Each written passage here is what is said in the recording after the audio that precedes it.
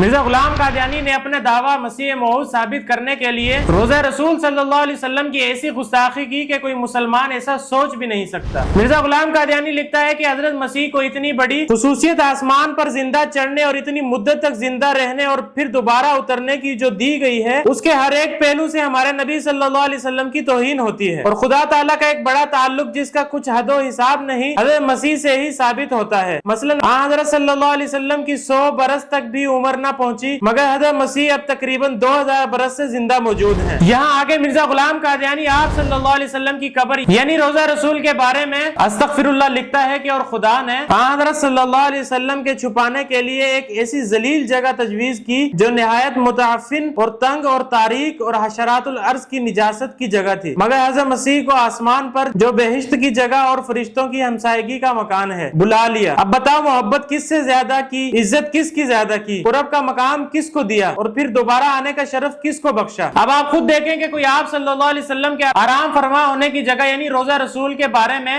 ایسی مثال دے تو اس سے بڑی گستاخی اور کیا ہو سکتی ہے؟ اور کیا آپ نے کبھی روزہ رسول کے بارے میں کسی سے ایسی توہین آمیز بات سنی ہے؟ لیکن یہ ناپاک جسارت اور توہین آمیز کلمات بھی مرزا غلام قادیانی اور اس کی ماننے والوں کے ہی حصے میں آتے ہیں، اور جب قادیانی سے یہ بات پوچھی جاتی ہے تو وہ صاف کہتے ہیں کہ اس میں تو کوئی بات نہیں، یہ تو مرزا صاحب نے ایک سادہ سی مثال دی ہے۔ ان سب حوالوں کے بک ریفرنس ڈسکرپشن میں ڈال دیے گئے ہیں، احمدی حضرات خود ویریفائی کر سکتے ہیں۔